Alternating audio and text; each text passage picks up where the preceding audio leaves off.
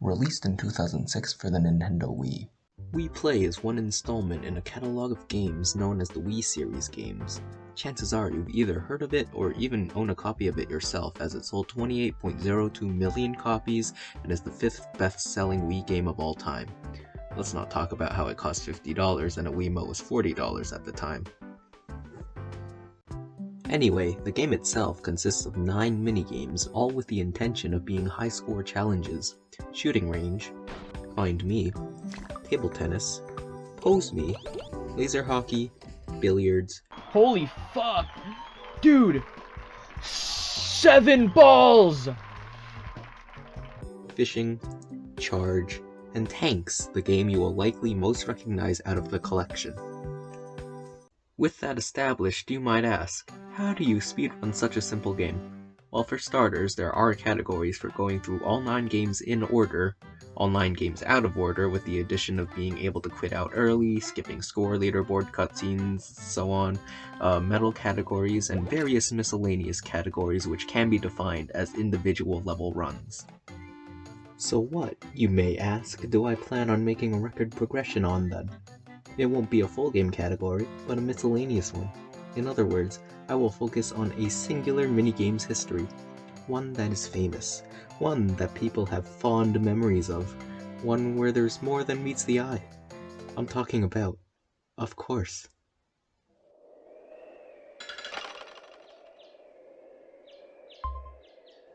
Charge. Game 8 of 9 in Wii Play, I will talk about both the any percent and 100% history, and trust me when I say that this will at least be somewhat interesting. Without further ado, here is the world record progression of Charge.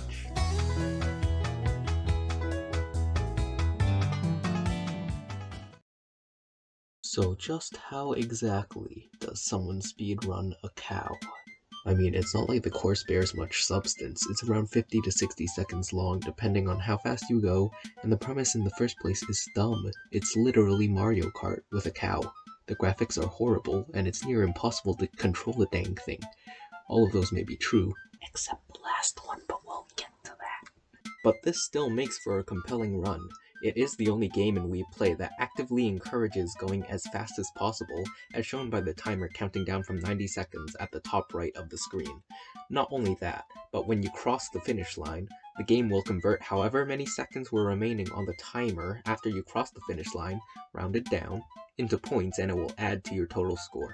Once you're able to obtain all 300 points from barreling through the scarecrows on the course, going faster and breaking second barriers is the only way to get a higher point total.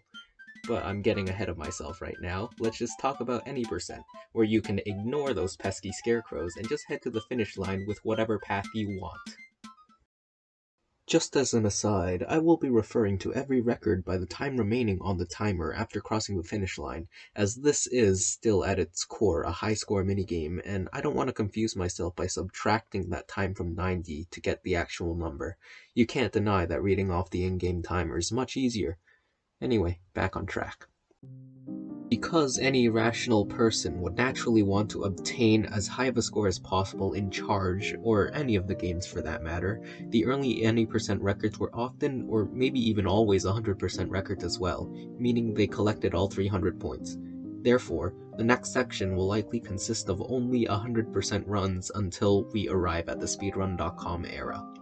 However, when the game released in 2006 or 2007 in North America, which I neglected to mention in the intro, recording your speedruns and uploading them to a video sharing platform was not commonplace yet, so it is certain that true records performed during this time weren't recorded. However, that didn't stop places like Cyberscore to thrive, where people could just claim a score without proofs, as long as it was reasonable.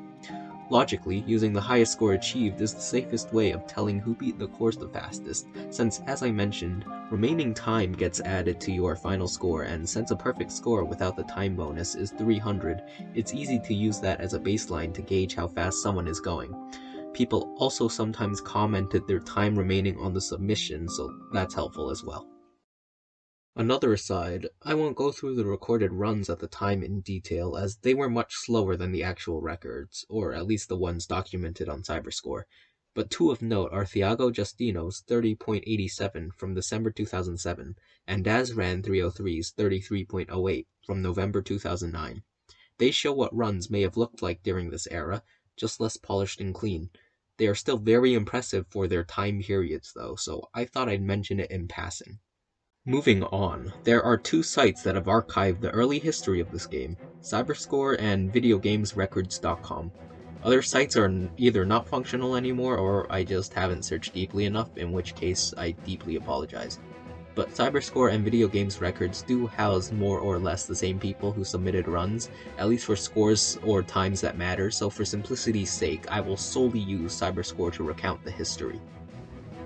The first ever score submitted to Cyberscore was a 332 by Rex McGee on December 12, 2006, so at least 32 seconds remained by the end of the game when they crossed the finish line, and that score would be tied by two others, Chris Ryu on December 14th, and Winfried Merdis on December 17th.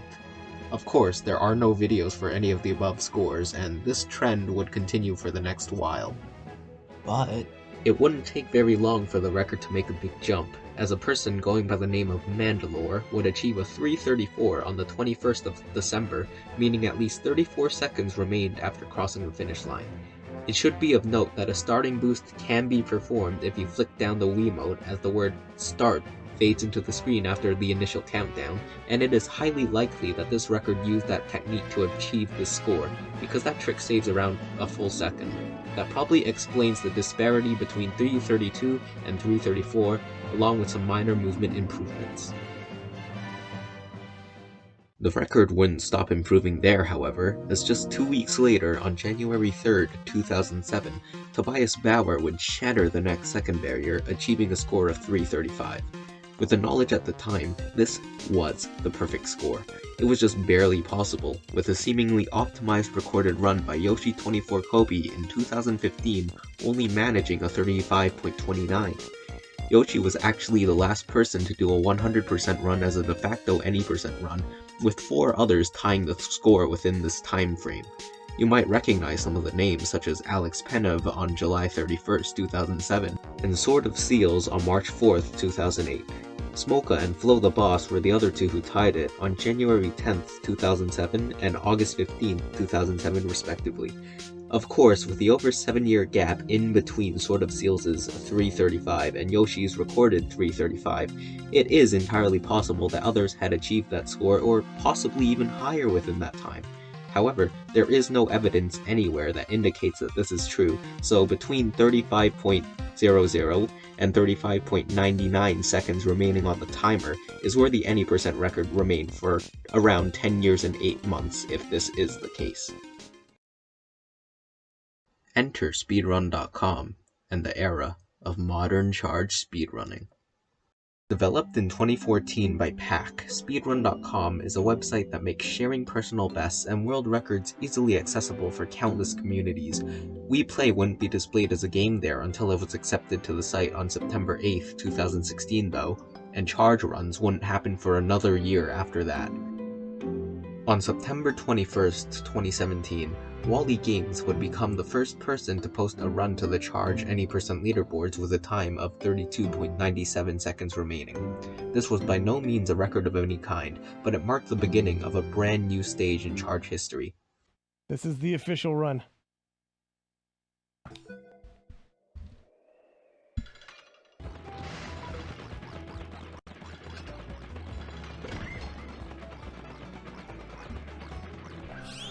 There we go. 105. He didn't use the start boost, and some of his sharp turns were performed very poorly due to excessive time on the grass or extreme loss of speed, but all in all it was a good start. Now that we have a recorded true any percent run though, I should mention that at this state of optimization, there are 2 main critical points in the course, the ridiculous sharp turn here, and the last segment before the final straightaway. These 2 places introduce the possibility of losing the most speed more than any other in the minigame, so getting past these cleanly and without decelerating much is essential.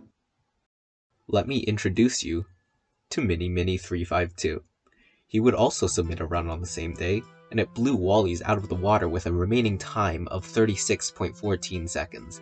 This shouldn't come as a surprise. Need I remind you that the score record had been achieving times of at least 35 seconds remaining since 2007? But anyway, Mini's run documents the first recorded step past the 35-second barrier, and it also didn't use the start boost? As mentioned before, the start boost saves around 1 full second, so it's amazing that Mini beat that rock-solid 36-second barrier without it. Granted, you do need to maneuver around and potentially lose more speed in 100% than in any percent, but for a time when an any percent meta was yet to be established, this was very impressive. Okay, I'm not gonna lie, I accidentally skipped over this record by jaywhacking on September 25th, 2017. It was a 36.58, and it'd just be remiss for me to skip it entirely, so I'm just gonna own up to my mistake and put this awkward section in the video, and let's move on to the scripted stuff now. He quickly beat it only 5 days later, with 36.87 seconds remaining. I should note that instead of trying to follow the road at the last critical point only to change his mind like Wally, Mini went straight for the grass cut in both of his runs so far, which means he conserved a lot more speed than Wally at the end. But in the 36.87, he did use the start boost. However, this was also not the official record, as Mini claimed to have gotten a 37.3x unrecorded, which meant that the category was still bursting with potential. And you could see it as well, since there was one turn where he went really wide, and while the ending fence boost to skip the winding end was clean, he did drift to the side and touch the boundary gate, meaning a bad line with prolonged grass exposure, which equals slow. Speaking of 37.3x's, someone else was hot on Mini's tail and would overtake him to obtain the world record for himself. Insert Jarhead 71.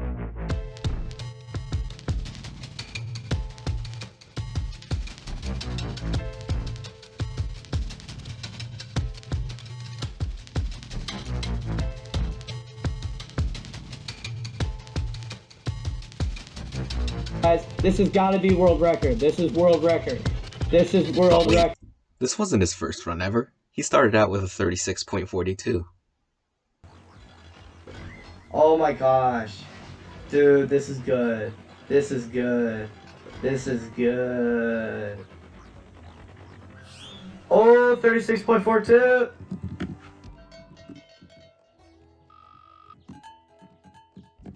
World record approaches, man. Oh, that was freaking sweet. Oh my gosh, that was nice. That was nice. Oh, we were getting close. We were getting so close. This was achieved on April 6th, 2018, and Jarhead could have stopped there, content with a new PB and 3rd place on the leaderboards. But he kept going. Let's go back to the previous clip now. This is world record. Let's go! First ever 37! Oh yeah! Oh yeah! Took 12 minutes into the stream to get world record. Bang! Bang! I smashed it! That's all half a second. Oh! Let's go! Yes! Let's go! That's right. On the same day, Jarhead would achieve a remaining time of 37.36 seconds, a half of a second jump from the next fastest recorded run. This was also the first intrusion into 37 territory, and what a massive intrusion it was. The main differences between this run and Mini's was Jarhead's additional fence boost at the first substantial turn instead of cutting over the grass, and the much better line at the ending, with the fence boost providing a significantly faster trajectory. There is, however, one more possible difference that you may not have realized. You see, Mini is from Europe, and in Europe they use PAL consoles which run at 5/6 the speed of North American NTSC consoles. However, even though Mini has told me that at one point his charge runs were slower in real time because of this, I'm not actually too sure which runs were performed like this, and neither is he. He did toggle his Wii's refresh rate to solve this difference though, and the in-game timer compensates for this disparity anyway, so PAL and NTSC times are interchangeable. Because these are uncontrollable model differences, runs on both consoles are considered 100% legitimate and acceptable. Moving on, Jarhead would go on an absolute tear through this category, improving the record at an unprecedented rate within the next few days. Let's go see what he did.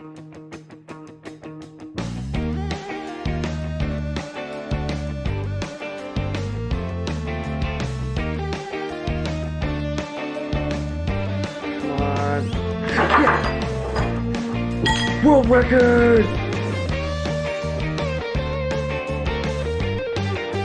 Let's go!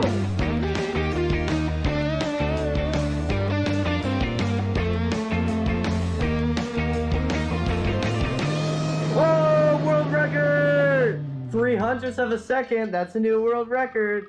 37.78. Wow, that was super close. That was so close. That's right. In the span of 5 days, April 6th to April 10th, 2018, Jarhead would single-handedly bring the record up almost an entire second, getting 4 records and ultimately stopping at a 37.78. He was on a roll, and he was damn consistent at the game now as well, with him getting a 37.52 on the attempt directly preceding the 37.78. This can probably be attributed to a new strategy at the end you may have seen in the montage, where he didn't use the fence boost. Instead, he maneuvered around the first row of fences there and proceeded to cut through the grass.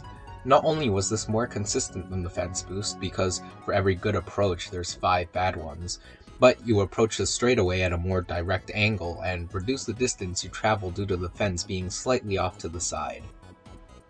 In terms of standard things now, the first critical point was as clean as ever, only losing the speed necessary to make that turn, and the winding section at the end was basically obsolete now, with everyone running through it as opposed to adhering to the map. This run may have looked impressive, but the problem of a slow grass exposure presents itself again. Now that an any % route was established, all there was to do was to conserve speed and not do anything stupid. Speaking of conserving speed, I should talk about how that works in Charge. The concept of conserving speed in racing games should be a familiar one, since more speed means faster times. The main ways to lose speed in this game are running on grass, turning too sharply, hitting a fence with some exceptions, and hitting the boundary gate. It's also possible to brake by flicking the Wiimote backwards, and that is a method to lose speed wherever you want. But I'd imagine normal speedrunners wouldn't want to do this anywhere. To keep as much speed as possible, you need to do shallow turns as much as possible unless performing a technique yet to be talked about, jump over grass, and even from it since you conserve speed during airtime, and only perform fence boost if it benefits you. Fence boosts are a coin toss though, as even though you can gain speed from them, you are more likely to come to a stop or lose a lot of speed and lose the run because of it. So in summary, running in a straight line on the road while tilting the Wiimote forward is the fastest way of movement in this game, with the exception of adding fence boosts if done properly. I should also mention how there's a cow icon below the score counter that shows what state of activity the cow is in, and I shouldn't need to explain what's the fast and slow display here. Back to the progression. The any % leaderboards would die down for a bit, with no new record contenders or old ones resurfacing for that matter. It would take until July 10th, so 3 months later, for someone to rival Jarhead, and you're already familiar with him. Guess who? It's Mini again! Inching closer to that 38-second mark, he would achieve a 37.85, finally taking back the record from Jarhead. This is a very clear example of the PAL and NTSC difference that I mentioned earlier, and I'm sure it won't be the last. Well, in any case, Mini focused on his lines this run, only jumping at the grass cut where the last fence boost used to be, and that was enough to eke out Jarhead's former record.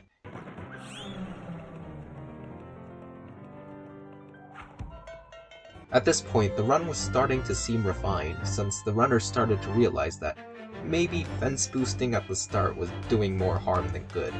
Sure, you may bounce back onto the road, but the initial impact loses a bit of speed, and with the cut, you go straight to further down the course instead of purposefully detouring slightly to reach the fence. So, the strat reverted back to cutting over the grass, which is indeed the fastest way of doing that section as of current knowledge. Well, a variation of cutting over the grass, I mean. Anyway, Jarhead would have none of that, and he started going for the record again at the end of October. If you thought his previous reactions were hype as heck, wait until you hear this one. I don't know about this. This is kind of nice. Oh, world record! World record! World record! Oh! That's world record! 23 minutes in the stream!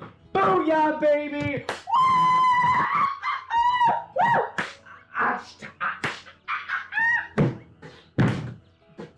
Yep, he achieved the 37.95 on October 21st, 2018. What more can I say? The lines were great, one fence bounce now that I've clarified what constitutes as a boost, and decent speed was conserved at the critical points. He did an additional jump during the second grass cut at the end, which is indeed faster, so I hope that answers your question, Jarhead. I don't really know what's better to jump. Unfortunately, this would be the last time he would hold the record, and it is also his current personal best. But without him, there's no doubt that Charge wouldn't have much of a history to document, as he was the sole opposition to Mini up to this point. And speaking of Mini, what he did next in retaliation was simply astonishing.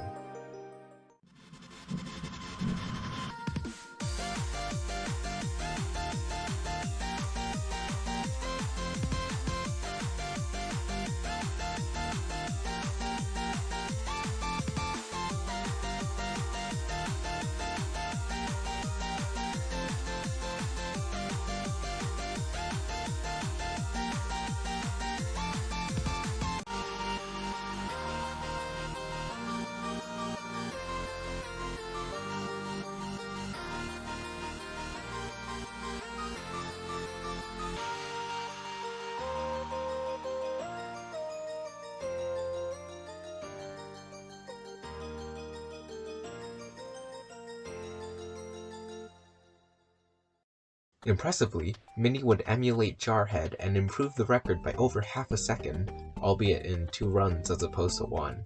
He ended with a 38.48, and this was an improvement upon the 37.95 in almost every facet imaginable, with the impeccable beginning and barely needing to adjust trajectory, getting rid of the potentially slower fence boost at the beginning entirely, but also reintroducing the ending fence boost into the run. You see, with breaking the 38 barrier came the introduction of experimenting with different strategies more, due to it being really difficult to improve upon the record without some new discovery, and this is a trend that continues to this day. This experimentation shows since Mini was now unafraid of getting nice and close to a fence in order to save those precious frames. People didn't really experiment properly in the past, just going off their intuition and off of what others were doing. Because this course is a linear affair with no save states or practice runs, meaning you only have one shot at every section for each attempt you do, and runs normally get reset a lot anyways, so it was difficult to play with various ideas in the last half of the course. Mini's 38.48 would stand for 5 months and 21 days, the longest a record would stand since the Cyberscore era by a week or so. It would be broken by a brand new challenger, and believe it or not, you already know, or at least you're familiar with who this person is. New strat, boys.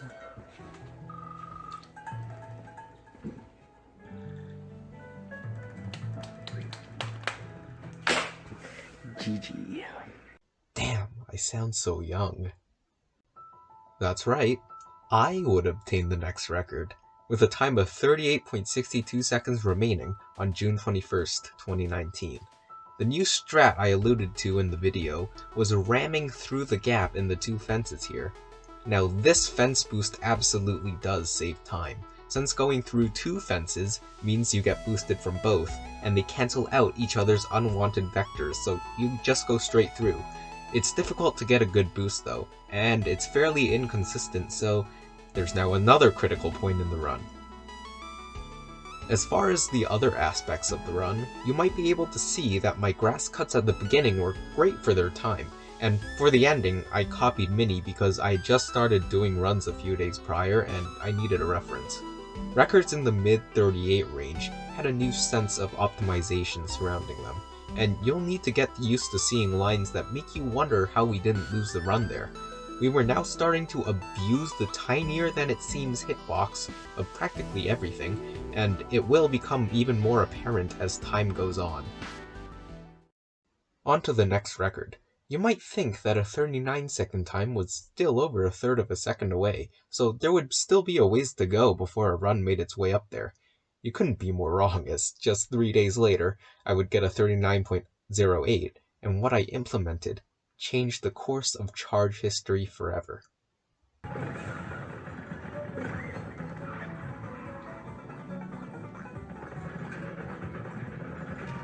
You may not know what just happened, but I had just discovered brake turning, otherwise known as drifting, and it was a way of conserving a ton of speed while doing those annoying sharp turns. Gone were the days of crawling back up to a fully accelerated state after the first critical point.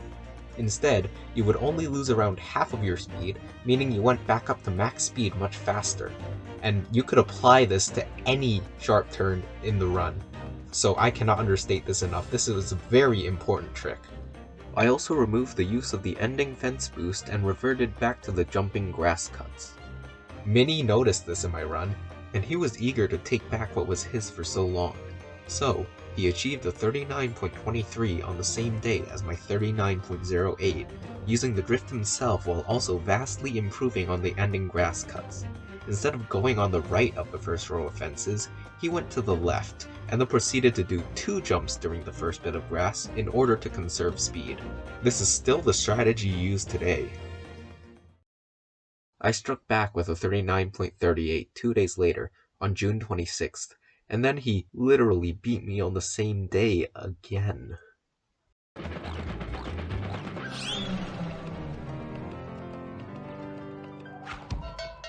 Now that the record was truly becoming optimized, you might wonder, what was found so that Mini beat me by such a substantial amount? Or is he just that good at the cow? Well, you see, a thought came to Mini's mind one day, one that would also change the course of charge history forever. Why didn't people just jump higher? So you see, it never occurred to anyone at all that the jump height of the cow wasn't fixed until this point. Mini just flicked the Wiimote upwards with more force while experimenting, and applied that to every jump in the run. This was sort of apparent in Mini's 39.23, but it came full force in his 39.68, with every jump making a show of how long it lasted. Frankly, it's a little bit embarrassing that it took us this long to realize that we could have increased airtime everywhere, which, for your knowledge, is incredibly beneficial, as now you could adjust your trajectory in mid-air during jumps, so you land with the proper heading, which conserves so much more speed than if you just adjusted on the ground. Also, don't try to turn while initiating a jump, otherwise you'll be sorely disappointed. Always turn during the jump. Mini's 39.68 would stand until late November 2019, where he would beat it himself with a time of 39.98 seconds remaining, getting tantalizingly close to the 40-second barrier. There were no new strategy developments, the run was just ridiculously clean with the knowledge at the time. Probably the highest jumps possible, a super inside drift, and an excellent fence boost. After this, another hiatus on charge would start, and the record would lay dormant for the next while despite being on the cusp of a new second barrier. It would take Mini until January 13th, 2020 to break into the 40-second barrier with a time of 40 seconds flat. This was more or less the same as the 39.98, as you would expect with such a minuscule improvement. At this point in time, Mini's dominance was crystal clear, with him being almost half a second ahead of second place, being me, and over 1 entire second over everyone else. He had been there since the beginning, and his experience overshadowed everyone who dared to rival him. But this is going to be the last time Mini's mentioned, as this would be his last record in charge as of today. It would take 2 more months for someone to catch up to him. Any guesses on who? Let's do this.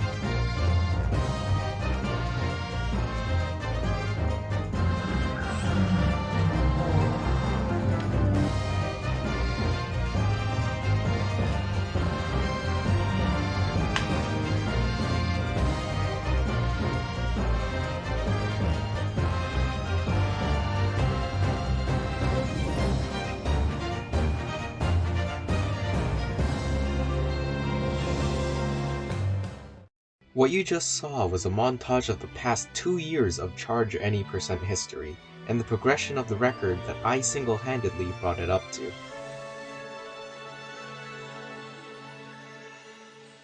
It may have taken me 2 months to catch up to Mini in 2020, but I've reigned supreme at the top since then, and achieved records with various strategy changes over this time.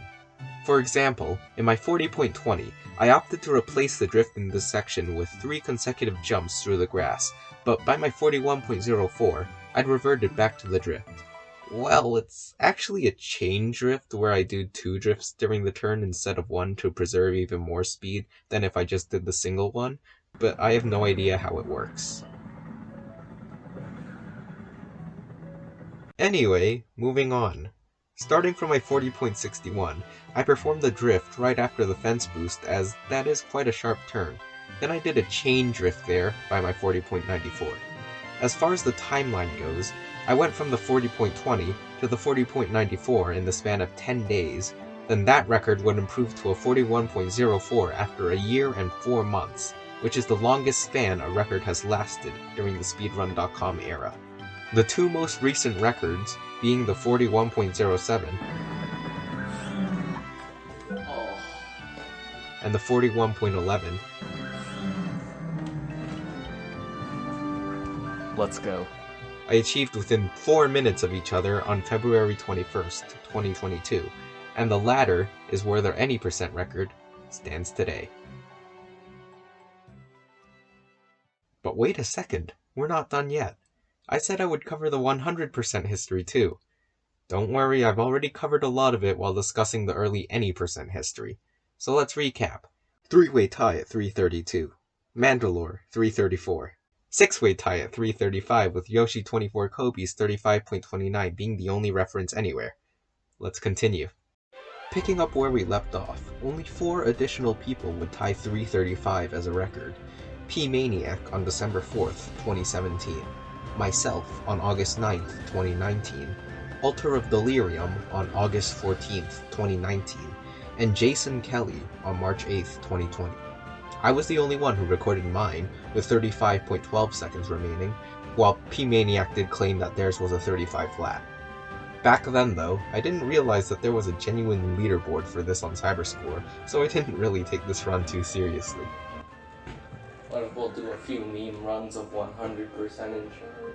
In fact, charge 100% wouldn't be added to the Speedrun.com leaderboards until roughly September of 2019, when I requested it to be formally added as a category in the WePlay forums. Unbeknownst to me, Jason Kelly had predicted that 336 would be possible when they submitted their score, and just a mere 2 weeks later, I would start seriously experimenting with 100% with a strategy you're all familiar with: drifting. The difference between any percent and 100%, as I've mentioned earlier in the video, is collecting all 300 points by barreling through the scarecrows throughout the course. So there's no fancy cuts or anything you can perform in 100%, it is all speed conservation and good lines that allow you to hit the scarecrows on the road. So naturally I would come to the conclusion that implementing drifts would give me an edge on everyone else who attempted this run in the past, and I was right by a landslide.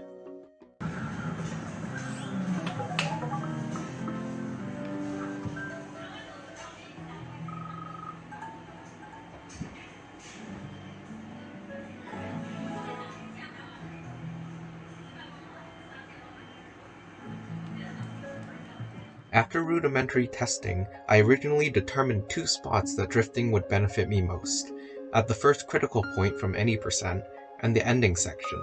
It's actually performing 2 drifts in quick succession at the ending, because both turns are super sharp in opposite directions, but that's evident from the footage. Of course, I didn't skip from 35.12 to 36.09, but 100% history is more about breaking the next point barrier more than the times themselves, so I'm able to gloss over it a lot more than any percent. Plus, I didn't upload a lot of PBs due to not having been recording the sessions, which is a trend for me. I did update the Wii Play subsection of the Wii Series Discord whenever I got a new best though, unrecorded or recorded, so if you want to delve deeper yourself, I urge you to join it. After all, we're already more than half an hour into this video, so I don't want to keep you for too much longer, and, well, it's a plug for the Wii Series Discord, so yeah, shameless plug done, moving on. Remember when I said that the hitboxes in this minigame were always smaller than they seemed? Well, I kinda lied, because scarecrows, for some reason, have a massive hitbox, which is good for 100% runs since you don't have to approach a line of scarecrows directly at the cost of turning more sharply to follow the road. In other words, you don't have to lose as much speed. Anyway, despite breaking a 13-year point record and impressing the Cyberscore Wii Play community that I was yet to be a part of, I was highly motivated to continue grinding 100%, and now I wouldn't just merely break that ancient record, I would obliterate it.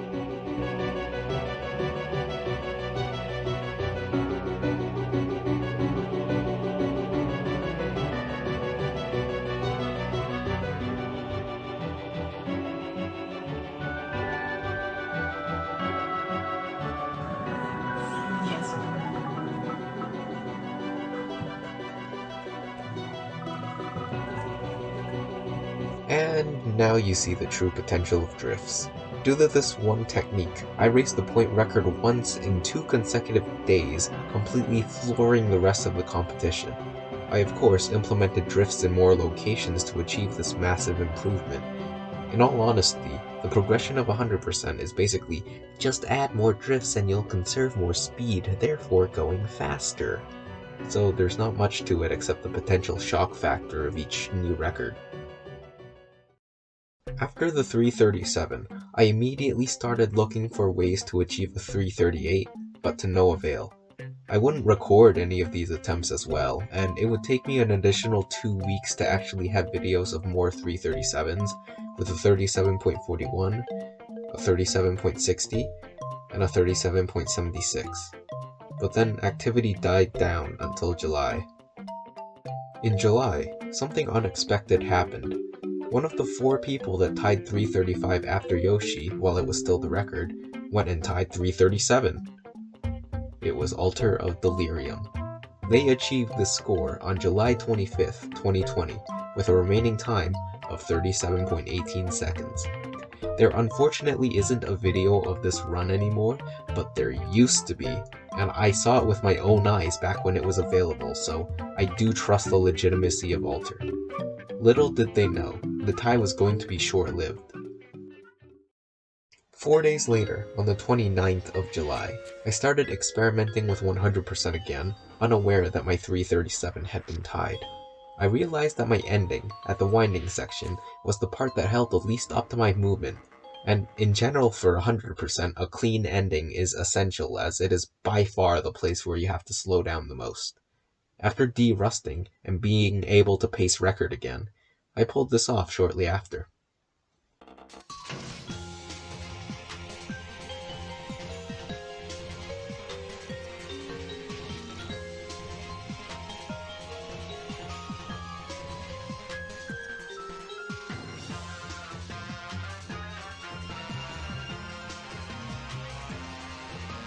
That's right, I'd just broken another second barrier, achieving the first ever 338 point total. I added a drift in the first substantial turn, the final spot where it would be beneficial, as well as continuing to run on the left just before the ending turns because the hitbox of the scarecrows is so laughably big that you're able to collide with them anyway. No need to jump over the fence like in the past. Once 338 was achieved, it truly seemed like that was going to be the final second barrier broken in 100%. There were no other possible drifts to add, and the lines were already barely touching the scarecrows. Sure, you could add fence boosts, but each one would save a tenth of a second if that, and only if done perfectly. Only 3 are viable, and they weren't worth it, especially with 0.87 seconds to go until 339. So, I once again dropped the 100% grind and moved on with my life after getting a 38.25 the next day. No new improvements, no new finds, just more speed conserved overall.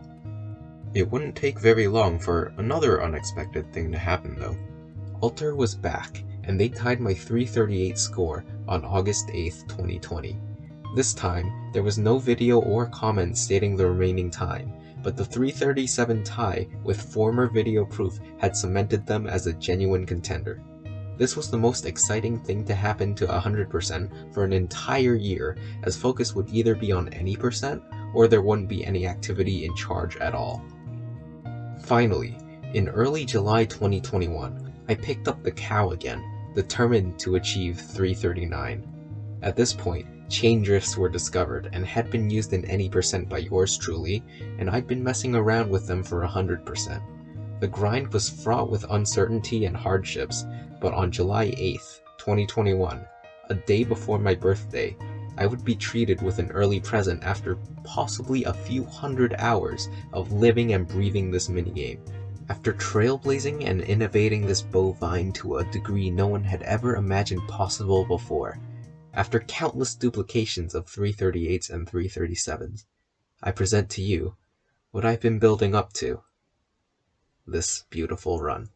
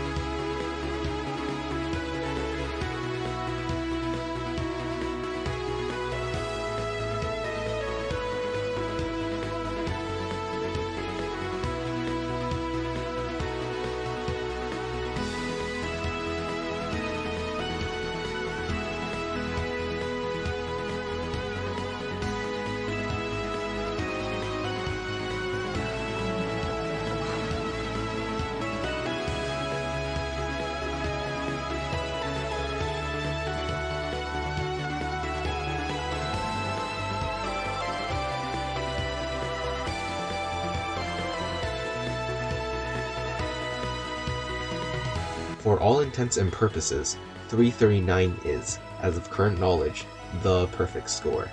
I barely managed it, even after the nearly best lines and drift/chain drifts possible, as well as one fence boost.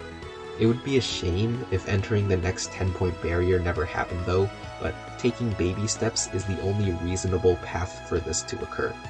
The 100% record as of the making of this video is 39.14 seconds remaining, achieved on February 10th, 2022 by myself. If it weren't for my personal desire to fill up the in-game leaderboard with 339s, I doubt I'd even touch this category again save for a lack of sanity or a new strategy discovery. Nonetheless, on the speedrun.com leaderboards, I am almost 3.5 seconds ahead of second place, and Alter has stayed dormant, at least for now.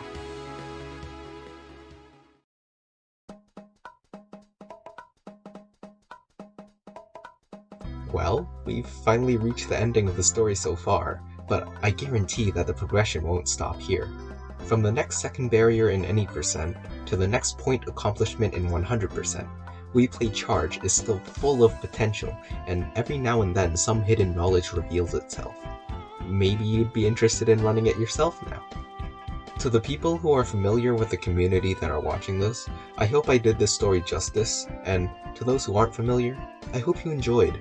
I know it's not perfect, and I definitely botched some aspects of the progression, but this was my first attempt at making something like this, and honestly it could very well be my last. Producing content of this kind is difficult, time-consuming, and very exhausting, so my already massive respect towards speedrun documenters has skyrocketed. So go show some love to your favorite creators, whatever genre they may, be in, since they pour their heart and soul into their projects, and your support will go a long way in ensuring they continue to entertain you. One more thing before I go. Most clips used in this video were used with the owner's permission, but for one reason or another I didn't get explicit permission from everyone whose clips I used, and for that I'm really sorry. It shouldn't be that big of a deal though, because for those clips I kept their length to a minimum and I used them sparingly, so yeah, but the video's out already, so I really hope they don't mind too much. Yeah. Anyway, in closing, I'd like to thank MiniMini352 and Jarhead71 for answering any questions that I had regarding their time as the record holders, and just in general, helping me with the early history of this progression. Yeah, I appreciate you guys for doing that, and I'd also like to thank everyone whose clips I used during this video, with or without permission. Yeah. I'd also like to thank you guys for watching this video. You just listened to a 17-year-old talk about a cow game for like 40 minutes, so, you know, just, what's up with that? You should go do something else, like go outside or watch another video or something. But yeah, I appreciate you guys too. So yeah, I guess that's it. Thanks for watching.